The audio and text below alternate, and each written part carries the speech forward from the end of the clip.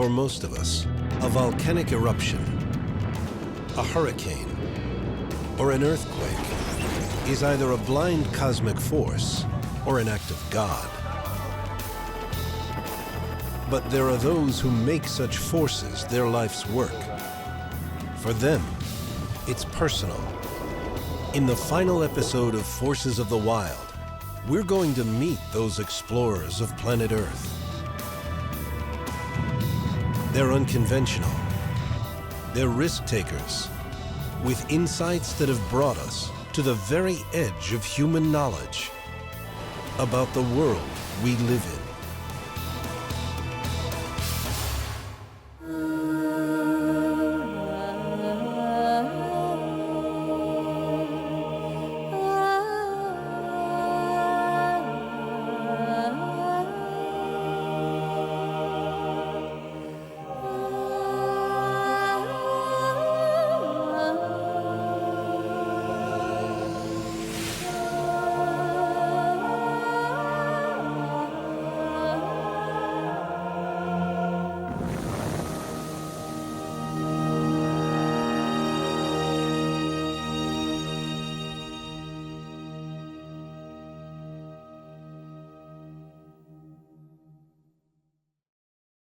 This program was made possible by contributions to your PBS station from viewers like you. Thank you.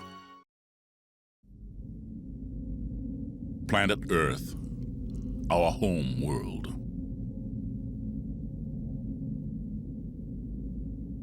It's a world shaped by forces of monumental power. Yet that doesn't mean we should see it simply as a raging, savage planet.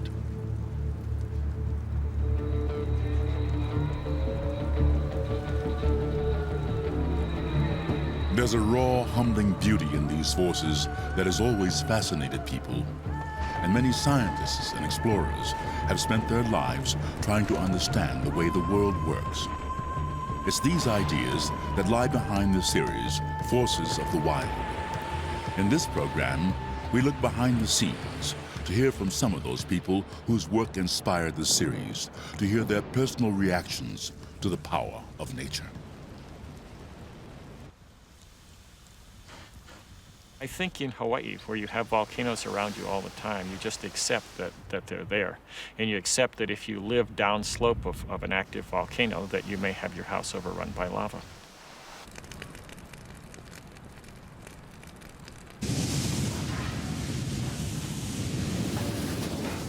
To sort of get an idea of the power of one of these, you can compare it to the atomic bomb. The energy released is something on the order of 300 or 400 Hiroshima-type atomic bombs per hour. Scientists don't know how to predict earthquakes. We really don't know enough about what's going on at depth to issue a short-term warning for an earthquake. We are still a long way from understanding our planet. There are many frontiers left to explore, if they survive the onslaught of humanity.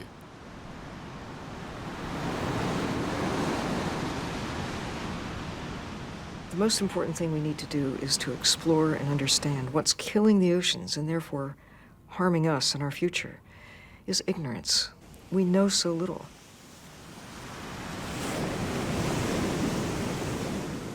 And yet we still operate as if we understood it all.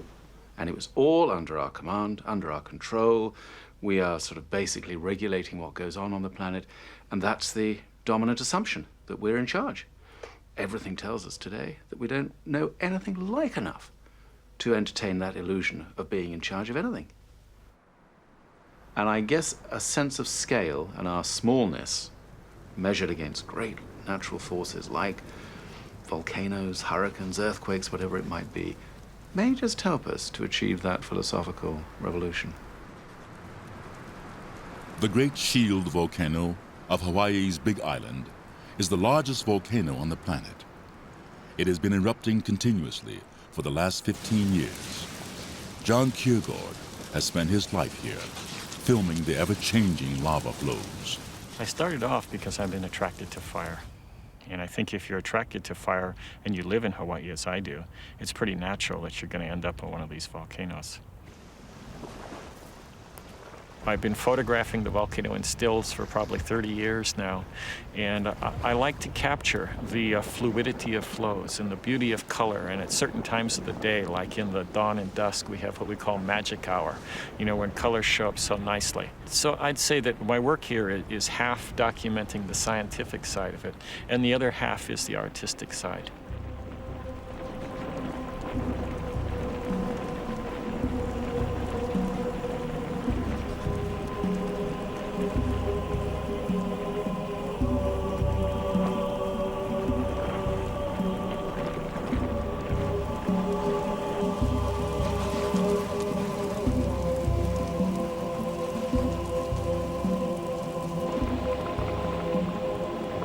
John's love of the volcano comes through in the beauty of his images, but he never takes it for granted. However beautiful it looks, a volcano is very dangerous.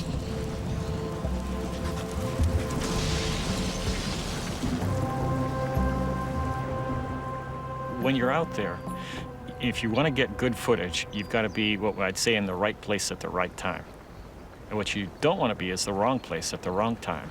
You can easily go from being in the very right place to being in the very wrong place in only a few seconds or only a few feet.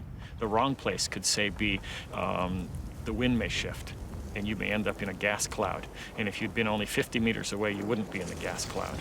Or you may be in very close to a fountain that you're shooting. And again, the wind changes, and you find yourself under a cloud of tephra or Pele's hair or just tremendous heat. A blast of wind may come from someplace that you haven't calculated to be, and the air temperature could go from, you know, normal air temperature of, say, 100 degrees Fahrenheit up to 500 or 600 degrees Fahrenheit in 2 or 3 seconds.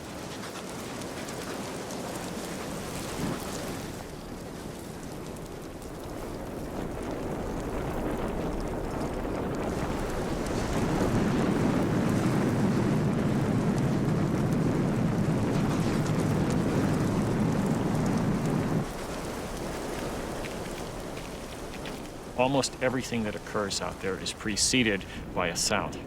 And you must be able to hear this sound and recognize that it's different from all the other roars and rumbles and rushes and that kind of thing that's going on out there, so that you stop. If you can't figure out what that sound is, then you get out of there immediately.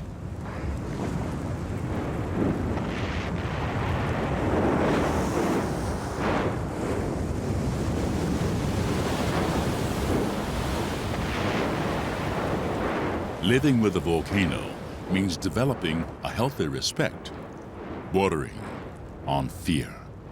I think if you're out there and you don't get scared, you should be in another business. I get scared all the time. John is not the only person out on these slopes. All this activity offers the perfect chance for scientists from the Hawaii Volcano Observatory to study the details of how a volcano works.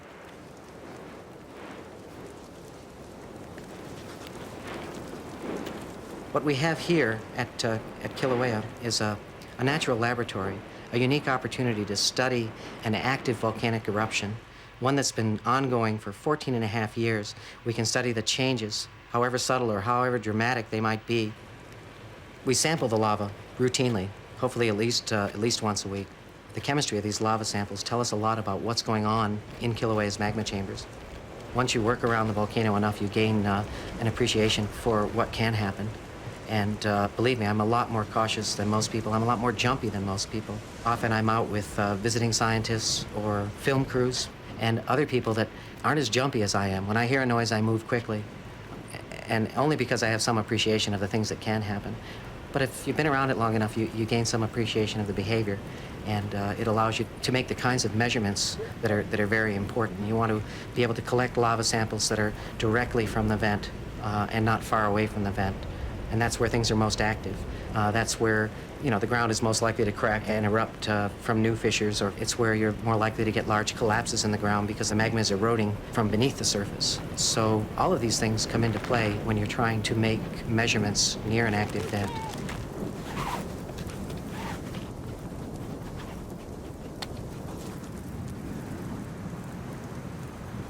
Lava runs down the flanks of the great volcano and pours into the sea, creating clouds of hydrochloric acid as it reacts with the seawater. This is the volcano at its most dramatic. Not surprisingly, John Kierkegaard tries to get as close as possible, as safely as possible.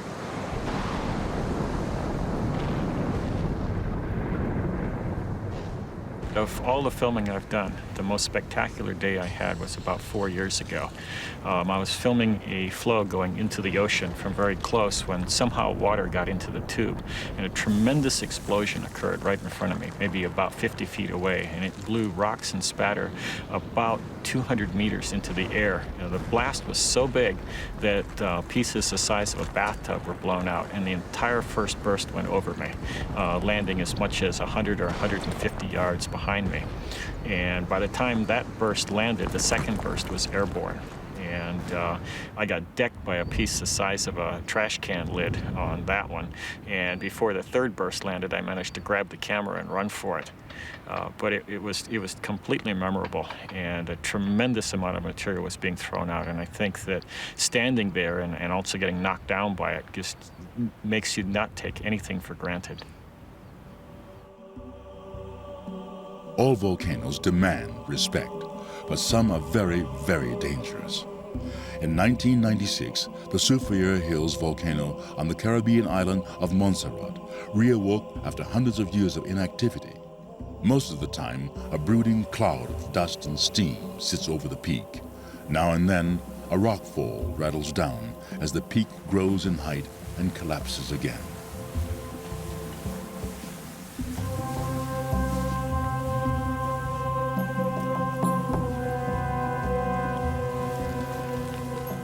And sometimes, without warning, a massive explosion of boiling gas and fragments of rock hurtles down the volcano at 100 miles an hour.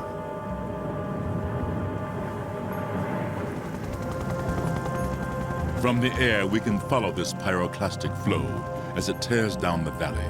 But on the ground, there's no escape. The wall of searing heat moves too quickly. It overwhelms everything.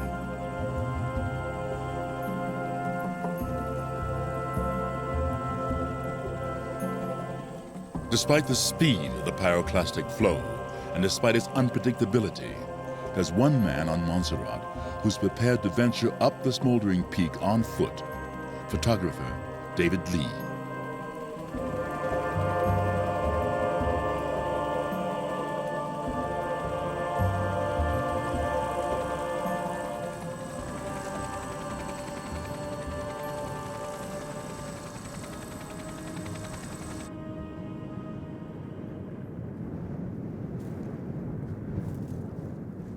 Right in here you start to hear it, and it makes your heart beat real fast.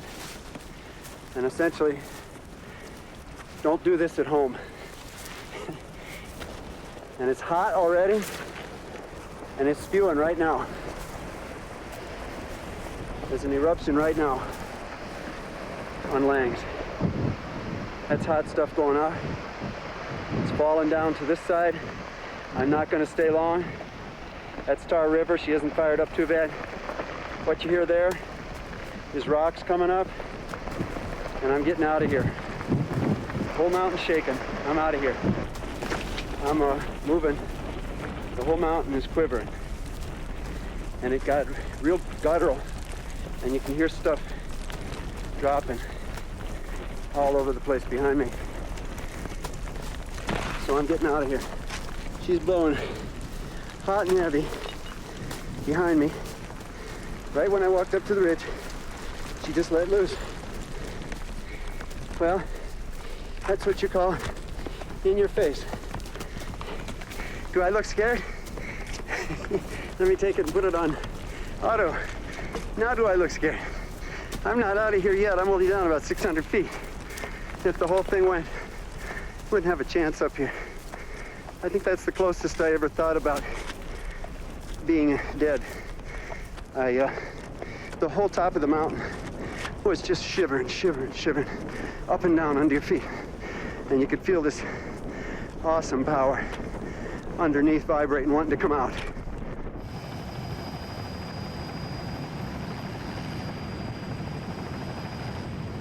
And the mountain blew again.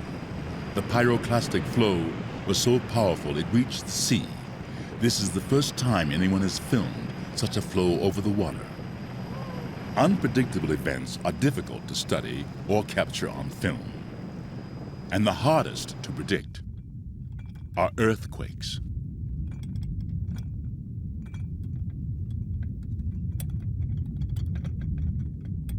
They come without warning and are over in seconds.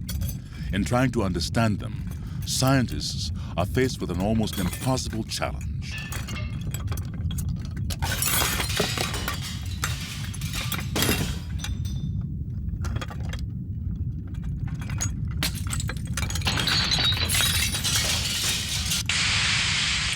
Earthquakes are a very interesting phenomenon. We can't predict them, and they happen infrequently. When we want to learn something about an earthquake, we can put all the instruments out that we can think of, and then we essentially have to wait for the Earth to do its thing. And sometimes we wait a long time. Parkfield, California, was the obvious place to focus their efforts. It straddles the San Andreas Fault, and historical records show that the fault here breaks at regular intervals, every 22 years, producing earthquakes.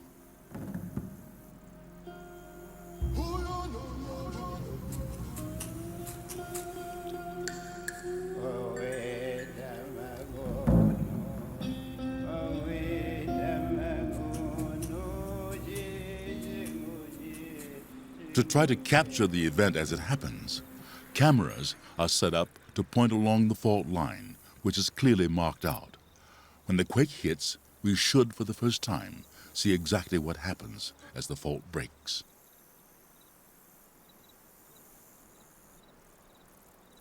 But 22 years have come and gone, and nothing has happened. And all this equipment needs to be checked, maintained, updated.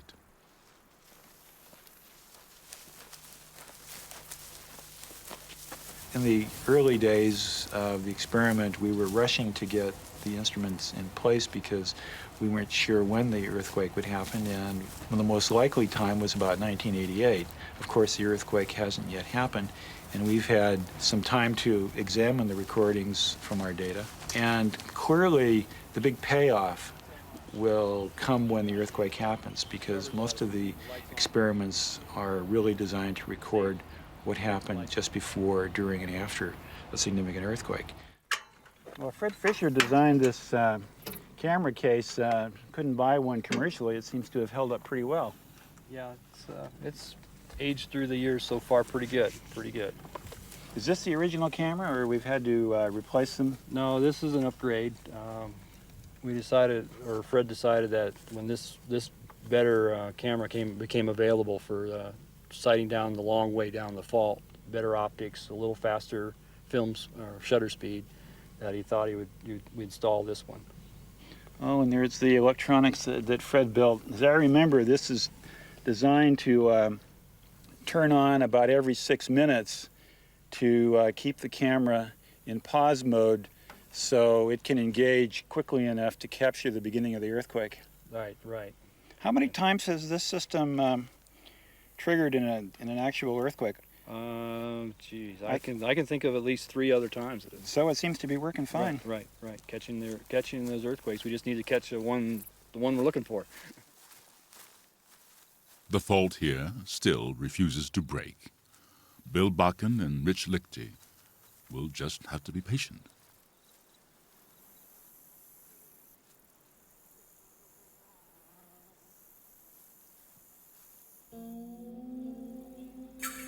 While Parkfield waits for its big moment, other sections of the San Andreas Fault have broken without warning. In 1989, San Francisco was badly shaken. And in 1994, it was Los Angeles.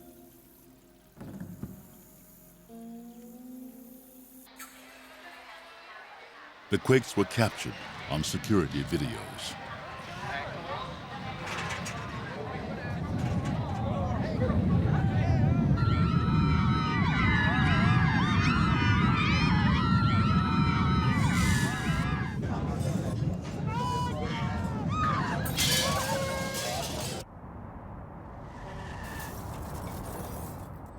Two continental plates grind and slip past each other along the fault.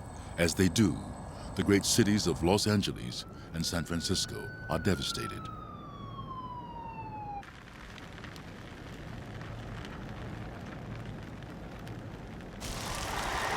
A serious danger is fire, as fuel pipes break open and heaters ignite.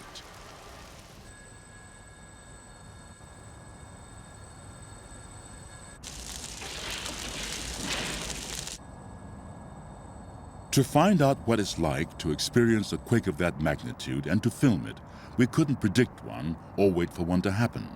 So we had to simulate the ground movement of a severe shock.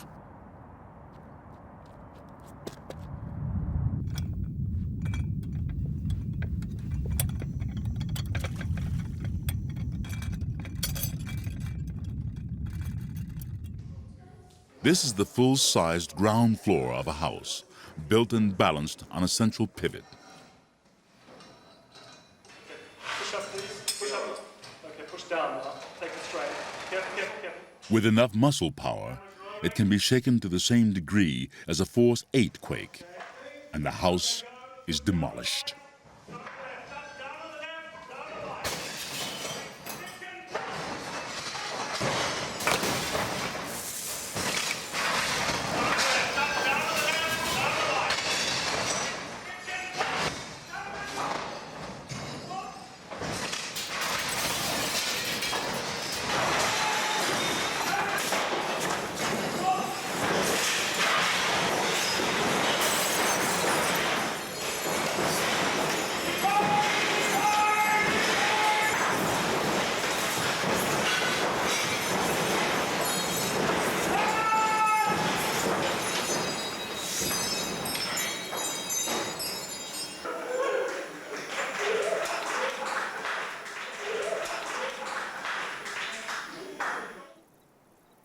Meanwhile, in Parkfield, the Earth still hasn't moved, and the waiting goes on.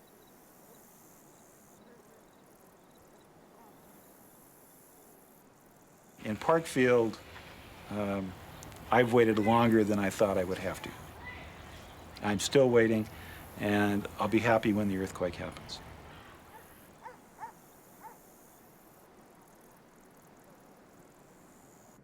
People tracking tropical storms and hurricanes have the opposite problem. Watching one approaching for at least a week before it hits gives plenty of time to worry about the damage it will do.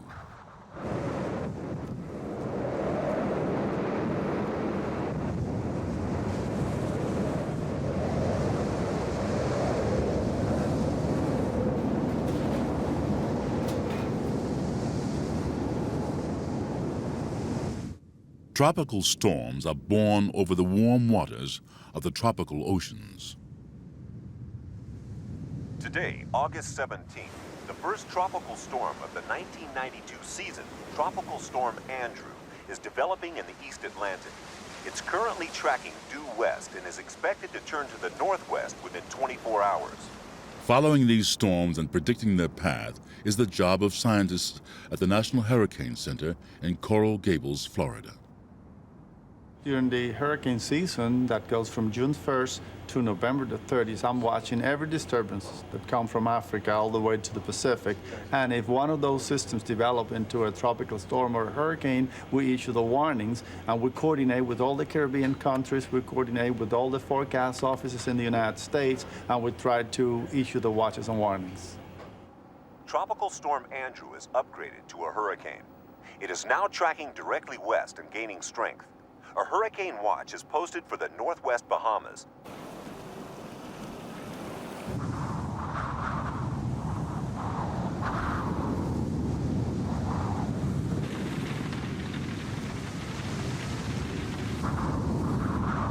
Hurricane Andrew hit the Bahamas on August 23rd, and 4 people died. Normally, we can issue hurricane warnings for 24 hours. And we tell the people there is an area of low pressure. You should listen to the radio in case, or TV in case the system develops. And we go step by step. August 23rd.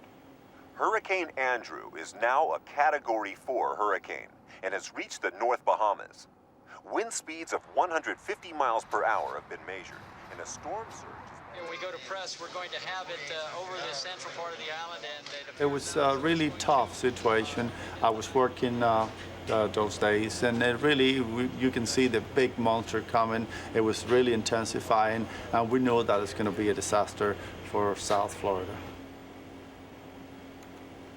When we have a hurricane that hits land, the ocean comes with it. And that's a big problem, because if you have winds, you can hide in a closet, you can hide in the bathroom. But if you have the water, you die. When it was clear where Andrew was headed, the Hurricane Center issued a warning to people along the coast.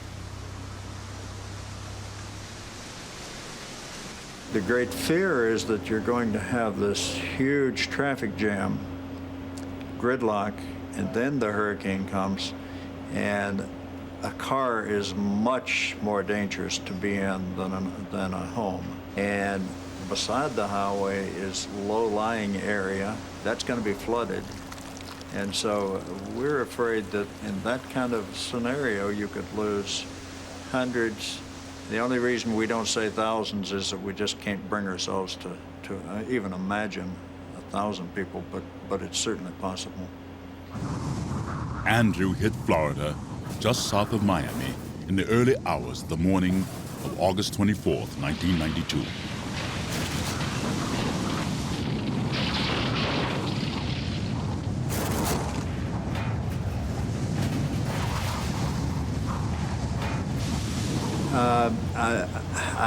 I'll use my wife's words.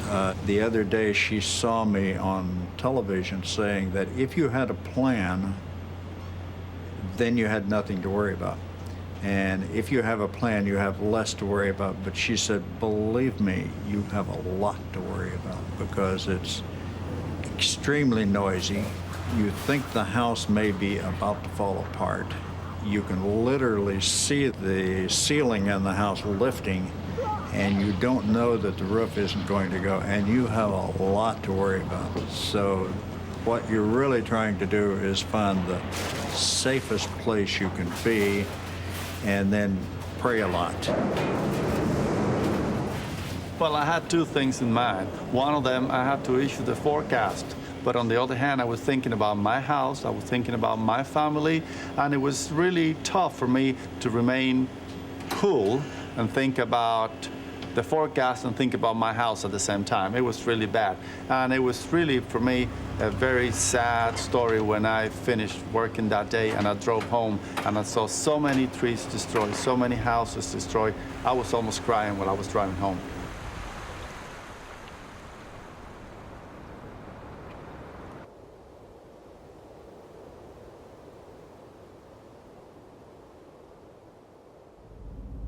Planet Earth is a world of water. Sea covers 70% of the globe. But we're creatures of the land and still have a lot to learn about our own habitat. We've barely dipped below the surface of the ocean world.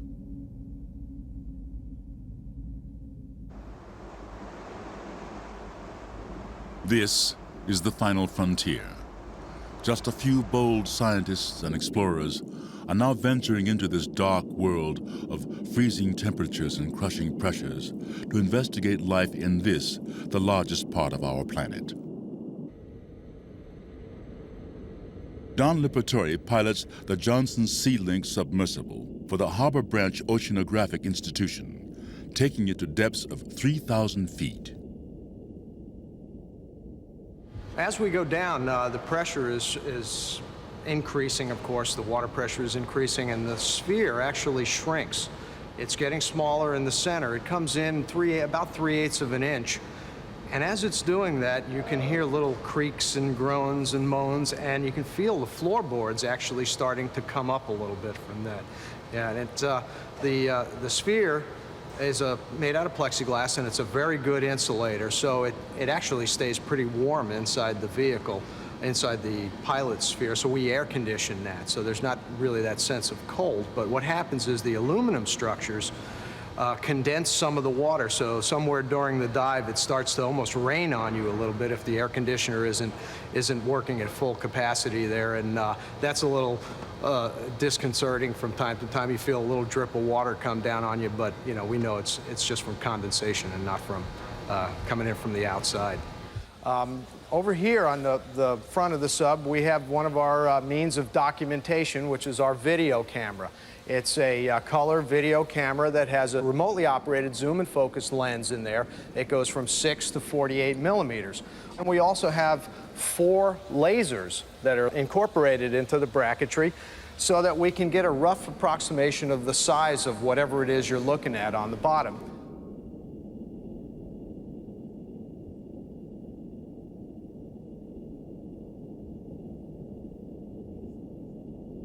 These submersibles give us a way to study life down here at first hand, rather than the pressure-distorted remains of creatures hauled to the surface in nets. And the trip is always worth it. Edie Witter of Harbor Branch. 13 years ago, I got my first dive in a submersible, and it definitely changed my view of what the oceans are about. I was stunned by how much bioluminescence I saw. And I realized that this had to be one of the dominant processes in the ocean, and yet very few people were studying it. Animals make light by mixing chemicals inside their bodies, and we can actually duplicate that in the laboratory with a light stick such as this. We have chemicals inside this tube that can produce light. They're separated from each other by virtue of the fact that one of them's in a glass tube, but when I break that glass tube, I can produce light. But there's no heat from that light, it's cold light. And that's exactly what the animals do. They mix chemicals inside their bodies to produce light. And the light shows that I saw were so stunning and breathtaking. There'd be things that would flash and glow, and there would be pyrotechnics that would just swirl out of the darkness and then be replaced by something even more spectacular. And most of the time I had no idea what I was seeing, but it was absolutely breathtaking.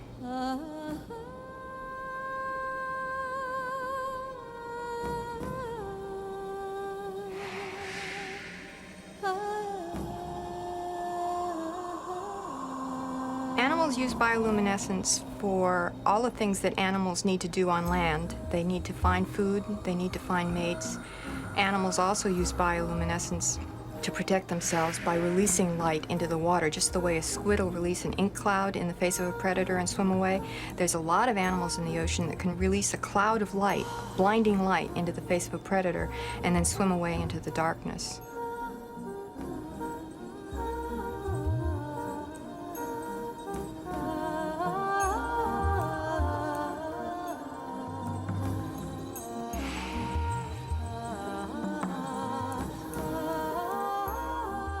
Life in the ocean is so diverse. Virtually all of the major divisions of plants and animals and bacteria and the other kingdoms that have been recently discovered, the microbial realms, they're in the ocean. Only about half of these are found anywhere on the land. It's amazing how little we actually know about the deep sea, however. And think of how big the ocean is. I mean, less than 1/10 of 1% of the deep sea has been explored at all.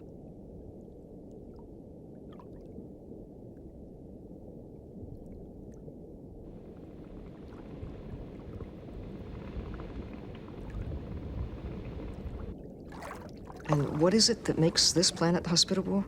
It's that ocean filled with life. It's not just that it's water. It's water with all of the many variations on the theme of life that we call biodiversity. Make that system work. Produce the oxygen, absorb the carbon dioxide, are fundamental to the chemistry of the planet. We survive on Earth because we are a part of nature. We can't separate ourselves from it. If we do succeed in lofting ourselves to some distant place in space, it will be because we take our life support system with us.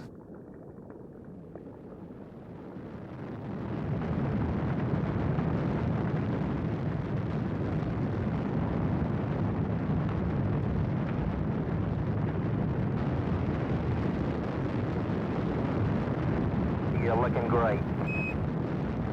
Your go. Lift off. Lift off. 30 minutes after the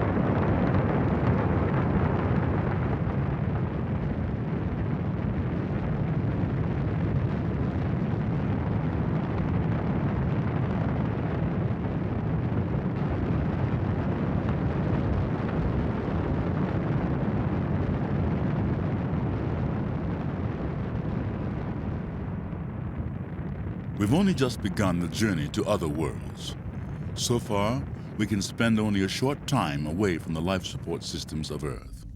But there are many human beings who have floated high above the planet, seeing the whole of our world in one glance. Beautiful, beautiful. Isn't that something?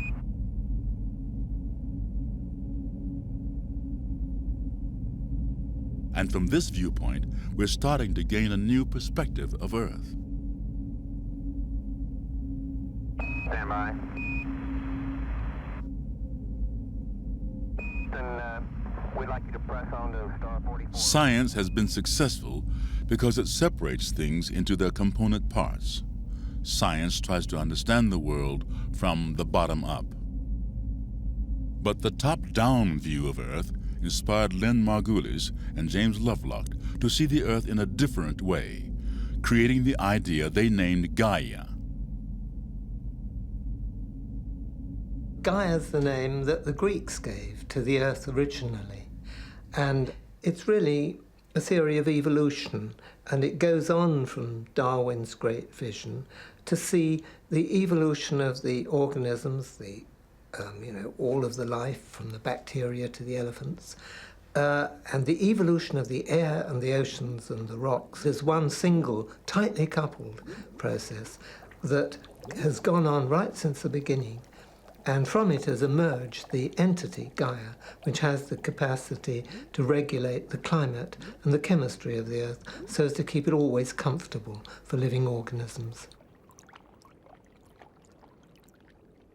The Gaia hypothesis is a revolutionary idea, that the Earth can be seen as a single living organism, that life, mostly microscopic life, can regulate the Earth's temperature and atmosphere so that it never becomes unsuitable for life.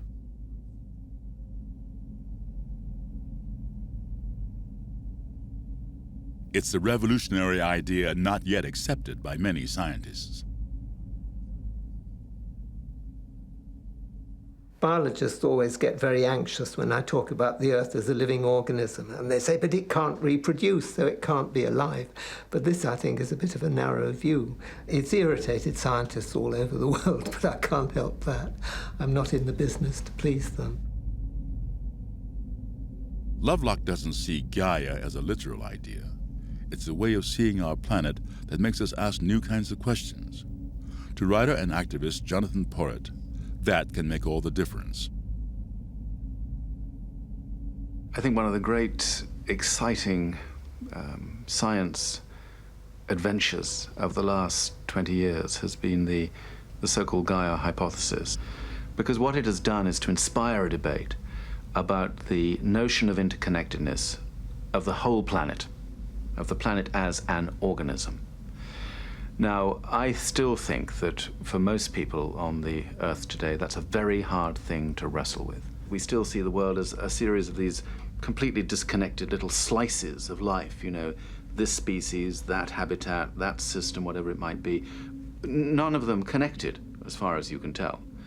And what the great challenge now of the science coming forward from scientists is that we have to see the connections between things as being at least as important as the things themselves.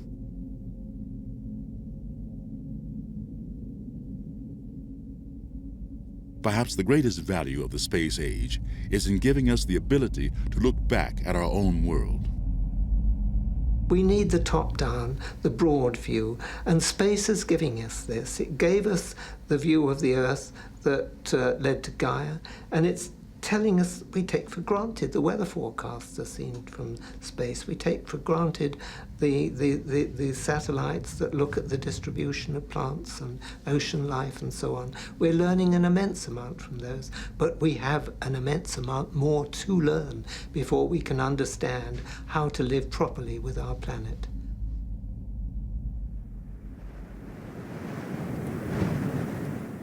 But the very success of the technology that took us into space and gave us the new view of the Earth is also cutting us off from the nature of our world.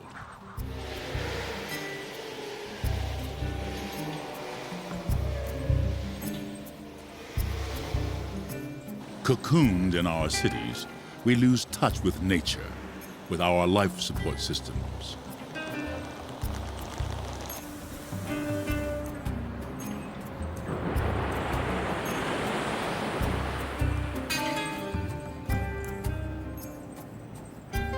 I think we are dangerously out of touch with nature. Just to live in the middle of a largely urban industrial culture means you get very disconnected from ordinary natural patterns, from the seasons, from different sounds, from being able to see the stars. You know, we're doing this interview here in London. When did you ever last see the stars in London? All of these things which are a very important part of what we are as human beings. We didn't just pop out of nowhere as human beings. We emerged out of an evolutionary process going back over billions of years with all the inheritance that that brings with it. Now, I'm not sure that we can really cope with some of these complex sustainability issues, which are all about our relationship with the rest of life on Earth, unless we reconnect to life on Earth, unless we find a much more living relationship, direct relationship with these natural cycles, with some of the basic underpinning elements of what makes life on Earth possible.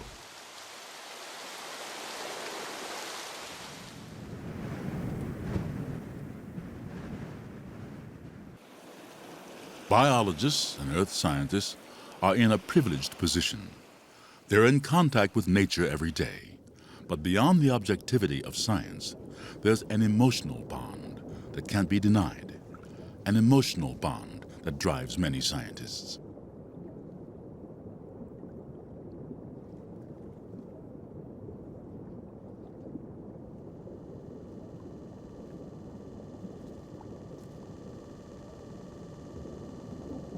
Marine biologist Sylvia Earle has been drawn to the great unknown oceans from an early age.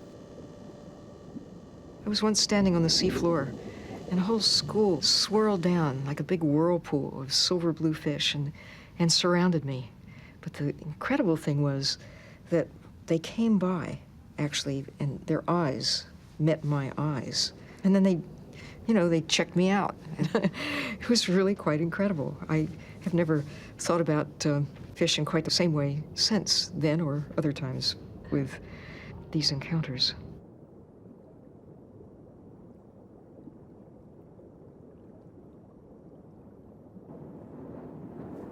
Wildlife filmmakers also enjoy daily contact with the natural world, but sometimes the bond goes much deeper.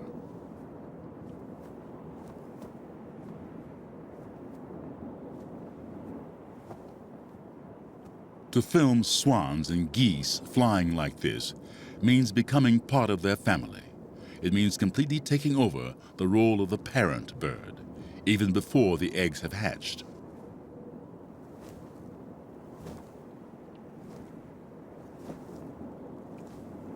It's a 24-hour-a-day job, but for Rose Buck, every moment is worth it.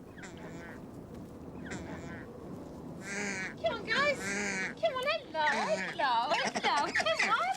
No, you clever. Yes, you are. Hello. When the barnacle geese were very tiny, I used to have them at home. I couldn't go anywhere and they wouldn't leave me. And one day I just had to walk into the kitchen, which was by our living room, to make the tea. And they all came whiffling along and just sat over my foot. So I had like this big fluffy slipper of barnacle geese. They were really tiny.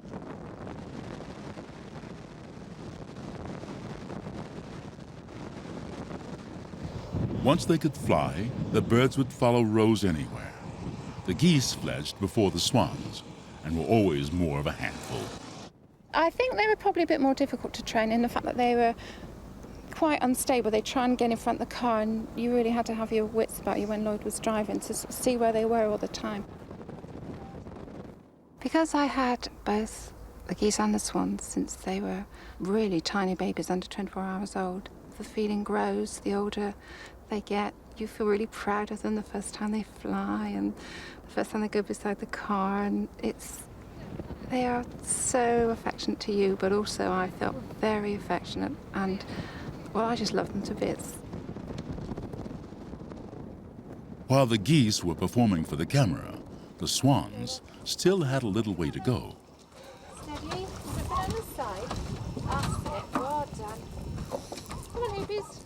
Come on. When they were in the egg, I got the egg out the incubator at 2 or 3 hour intervals, held up the egg to my face and talked to them. And because they were in the air sac just before they hatched, they'd answer you through the egg. So you feel a bit daft because you have to babble on and say all sorts of things. And then I'd put them back and go back again 2 or 3 hours later.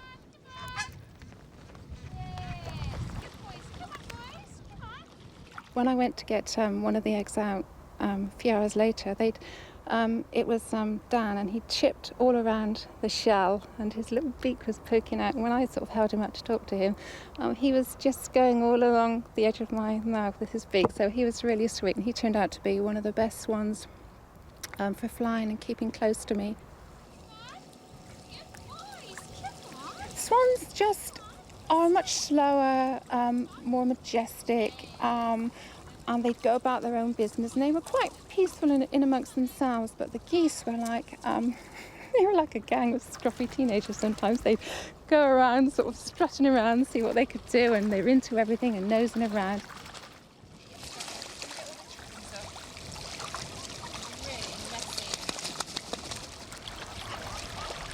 I spent all my time with them, every minute of the day, every day. They were with me, and as soon as I called, if they just got more than a few yards away, I'd just say, "Hoopers, hoopers," and they'd come back in and sort of talk to you.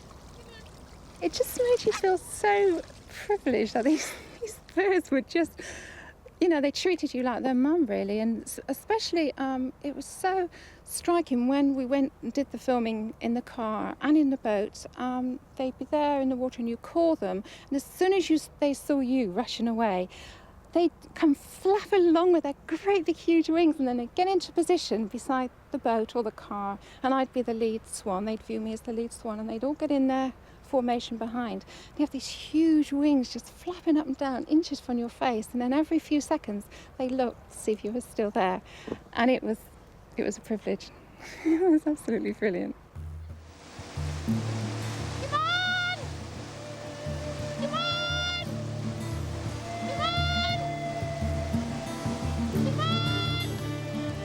The bond between Rose and the swans, between parent and chick, is called imprinting.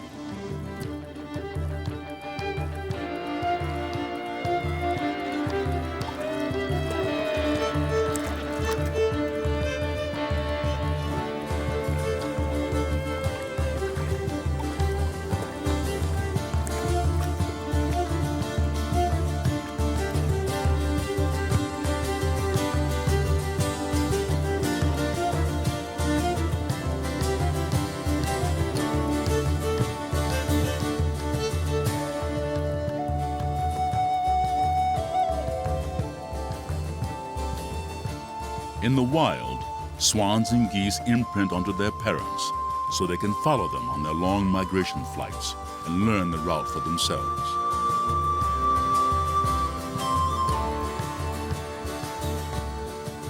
Eventually, as in the wild, they'll grow out of their imprinting on Rose in the same way they would lose their imprinting on their natural parents. But for now, she's everything to them.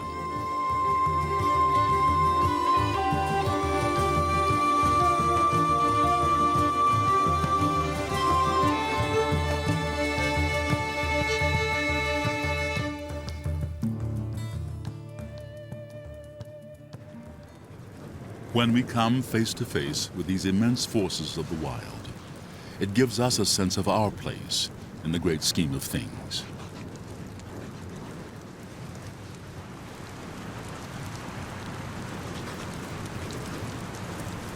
From ancient stories to modern science, we are still reaching to understand the raw power of nature. I think it's a fairly strong belief amongst Hawaiians of Pele being the goddess of fire. I see Pele as Mother Nature.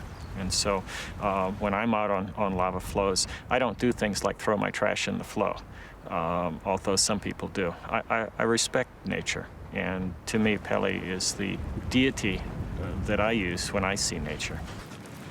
And these forces operate with or without us.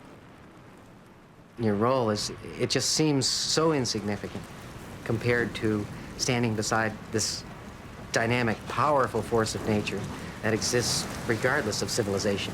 And our ability as humans to experience, and it's almost a religious experience. It rocks your very sense of existence, just to stand and feel that awesome power. Yeah, it really does make you think, and it's experience you carry with you for the rest of your life.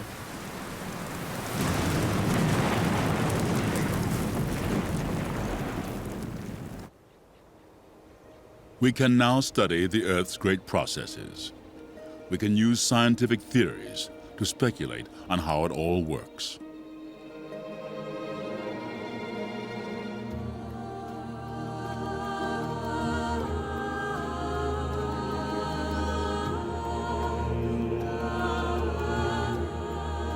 But with our understanding comes the drive to make changes, to alter the Earth to suit ourselves.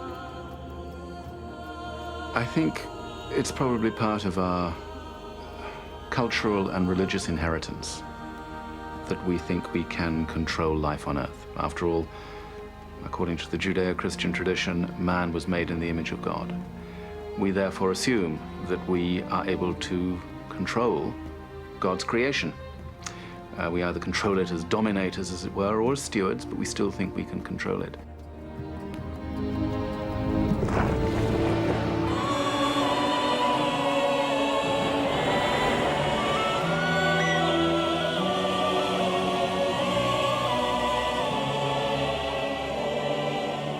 All we've ever tried to do is live well on this Earth. But in our success, it is dawning on us that it is no longer the planet we need to control. It is ourselves.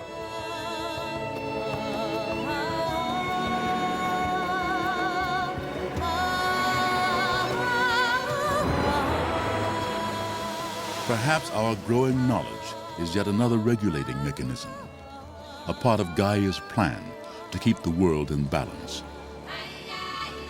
For we too are children of the Earth, an unfolding chapter in its long history of change, of glorious creation shaped by the forces of the wild.